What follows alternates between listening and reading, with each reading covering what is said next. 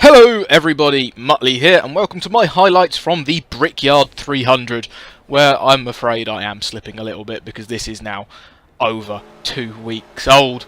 But I've only got 2 more videos to catch up with after this one, although by the time I've caught up with them there'll be another one. Anyway, let's focus on this one for now. Not the best start from me, or the 19 that I share the row with, and an absolutely horrific turn 1 from yours truly again. Got it all wrong.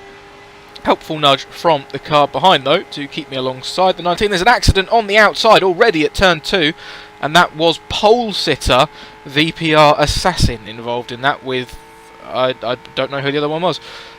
It did help me out a little bit. Obviously I gained 2 positions through the crash, and also the car on the outside of me had a bad run, so we consolidated the position that I was already fighting for. Although saying that, around the 3rd and 4th corners on this oval, because sense, I'm going to try and not say anything controversial about ovals and the fact that this is a rectangle, but I realise in saying that I just did. Anyway, we both get a good run on the 787 and don't quite get onto his quarter panel before turning into turn 1, so not really an opportunity to go up the inside, and we've been slowed down so much through that we've now got a 4th car joining this little battle. We've got the 19 on my outside, and I don't know what the number is on that white and green Ford behind me.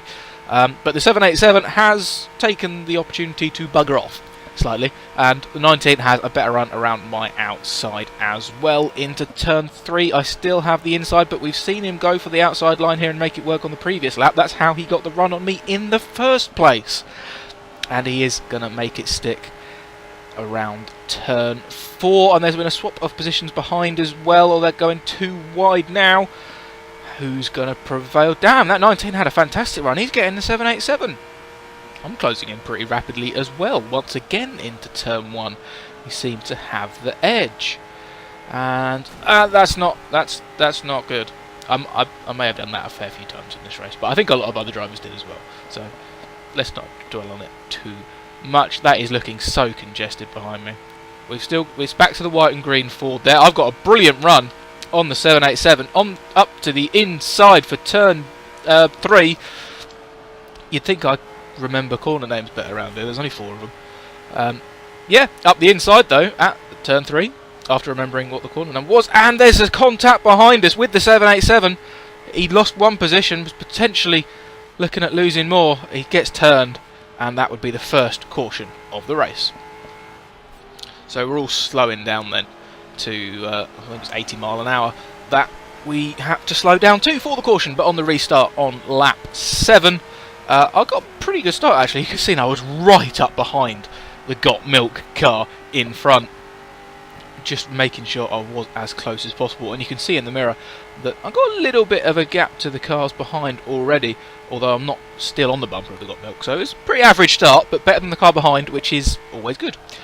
Jumping on towards the end of lap 8 then, probably a little bit too low around turn 4. They're almost clipping the cones on the inside, that's the word I was looking for.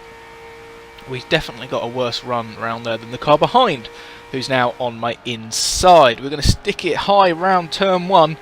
Are we going to make it work? There's an accident ahead. What the hell is going on there? I'm on the brakes and just about dive to the inside. Probably a little bit dangerously, to be honest. I'm lucky I didn't collect anyone, but I was just trying to avoid the cars that had already had an accident. But obviously being on the outside there, I just got completely screwed over really. Look at that, 1.7 seconds down. That's an absolutely humongous split on any oval. Yeah, and that's purely because I had to hit the brakes, and it's now just, it's so congested that I might as well waffle because I can't accurately describe what's going on. That's tight! Moving to the outside of the 63 when there's already a car going past me on my outside. Caught another 3 wide in front. Oh crikey, this is all very tight. The 9's high, the 144's high, is that 60's high? That's the 19 that we started alongside that's back up there. But all of them guys pushing each other wide, and I've... How the hell have I done that? Well, it gave me a terrible run, but at least the corner before I did manage to gain 3 positions. So I'm sort of fourth for the time being, although that's very quickly going to become 5th, I think, because we've got a car on my outside into turn 3, and we've seen cars pull it off against me? Yeah, he's had a fantastic run. Look at that. He's well gone. I'm moving down to 6th as another car seems to be following. I haven't got a clue who it is. I'm trying to remember the number of that car. I don't know. And the white and green car is now back behind me again, and I don't know what number he's got either. Obviously, it's nice and easy to, especially in NASCAR. It's a big thing about what number car you're in, isn't it? So I do like to try and describe accurately by numbers. It's easier than me faffing around and saying, oh, the white and green one, oh, the black one, oh, the one that's black and grey but not as black as the black one, and it just get confusing. But it is the white and green one on my inside as we go round turn 3. This time I'm on the outside round here, and I make it stick. So outside of turn 3, probably a place to look out for. Very decent place to make a mistake. But once again, that part of the track, if you look in the mirror, absolutely huge incident behind, and that would be caution number 2. And I'll be restarting from P5. Once again, just trying to hug the bumper of the car in front as we restart the race. Yeah, and once again, it's a relatively uneventful restart. I'm a bit closer to the car in front of me on this occasion, so hopefully I can benefit from the slipstream. Although you can see there, he's actually pulling away from me because of the stupid way that Forza works with their draft and packs of cars. Although that's a brilliant run around turn 1, not quite getting enough towards the inside as he sort of, I think he must have scraped the wall there.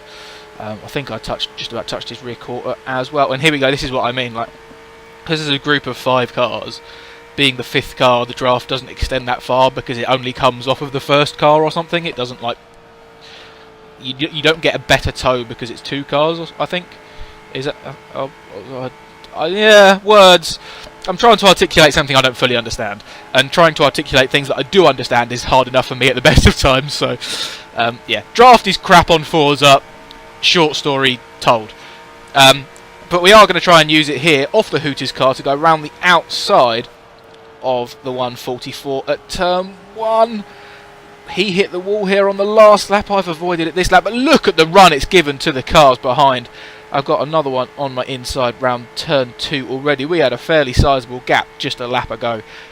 Just goes to show how much time you can lose when you are fighting, even on an oval. So, yeah, now the draft is working for me because the 144 is on his own. If he was in the pack of cars, I wouldn't have got it because it come. Why am I still trying to talk about this? So, yeah, turn 4, bit wide there really, avoiding the wall though. 144 is looking to pull out a little bit to the inside, maybe trying to break the draft from me. They're too wide behind, so that could get dicey. Going around turn 1 then. I've gone a little bit deep. I'm going to smack it. Absolutely. That's not even a hit the wall. That was an absolute slap bang wallop. And I've lost 2 positions, although I'm going to immediately duck back under the 35, was that? And see if we can hit the draft of the 53. Yes, we have cleared the 35 behind us, so into P6 it is for me now. And there's a, I think that is that the 787 in the mirror that's come to join the fight as well. Either way, it is quite a fight because I'm now defending from the 35. Although he's going to have the outside line going into turn 3, which I've mentioned a few times. Oh no, he's not even going to have the outside line because he's cleared me before we even get there. That was a brilliant run for him. And now it's going to be a balancing act of can I battle back? Not looking like it, judging by that exit from turn 4. So it's going to be more about seeing if we can hold on to this P7 from the green and orange 787 car behind us. Going around turn 2, and there's slow cars on the outside. I've got a touch from behind. I've got nowhere to go. I'm going to try and squeeze around the outside. Once again, going around turn 1, heading towards turn 2. There's an incident ahead, and I'm stuck on the outside with nowhere to go. And boy, that was close. You can see just how much time I've lost to the car ahead in having to do that. Obviously, the 787 passed me in all of that. But I have moved up 2 positions off of the 2 that crashed. So, yeah. A move behind me has just been made in the mirrors, and it's now VPR Assassin sat on my tail. Obviously, from the pole in this race, we mentioned right at the start that he had an incident. He dropped a long way back, is all I know. He probably, being a first lap incident, he probably dropped right to the back with the other car that he was involved with. So to get back up to P7 in just 20 laps is very, very impressive. And now he's got the run on me here as well. And there's, between the two of us, there was absolutely no disputing that he had more pace than me around here. In general, in this task car series, he's had a bit of an edge on me in general, so I was never going to hold him up. But in I mean, this is exactly what I'm talking about. He got past and he's absolutely gone. And in the same move where I got out of position, I lost another place and a lot of time to that car, and I'm defending from yet another car as well. But once again, outside into turn 3. Don't even need... not even quite on the outside. There's a spinning car in front, and Assassin gets caught up in another incident just after getting back into 5th place. That man does not have a lot of luck. That same incident did hold up the 19, so he was able to drag past... Oh, no, it's a caution. Oh, yes, caution number 3 then. And I don't think we'll be in 5th for this one. We will actually be in 6th as I destroy the gearbox. Under the caution then, a bunch of cars decide they are gonna make a pit stop. Obviously, if you pit under a caution, you're not going to be losing anywhere near as much time as if you're pitting under green flag. So watch out for that as the strategy unfolds later in this race. We're not even at half distance yet. We're barely a third of the way through. Actually, yeah, we're not even a third of the way through. But a lot of cars have decided to pit. And I think, because we're only a third of the way through, it's going to be a 2-stop race. It's going to be touch and go for them. I bet that all the guys that have just pit under caution could very well do with a few more cautions in order to make it to the end on the minimum of 2 stops. As you can see on the screen, you do have to do a minimum of 2 stops. And I'm now leading the race because other people have stopped, basically. Like I've just mentioned, we've got to do a minimum of 2 stops, so I'm stretching the first stint as long as possible, all the way to lap 31 before I eventually come into the pits. So hopefully, I've now only got 50 laps left, so that's 2 stints of 25 laps. If I know I can do 31 in the first stint, I should be able to make it on the on the 1 more stop. Obviously 2 more stints. Whereas the guys that pitted right at the start on lap 25 have got to do more laps than that in each stint that they do. Obviously, theoretically, they could do 30 in a stint, which would make them to the end, but that was with a lot of caution running, so it's going to be interesting. And after that 3rd caution, we've had a very long... I mean, cautions breed cautions. That's one thing I've learned. I've started to follow NASCAR a little bit this year. Like, if I've learned one thing, it's tight and loose. It's just understeer and oversteer. And cautions breed cautions. We had 3 in the first, 25 laps.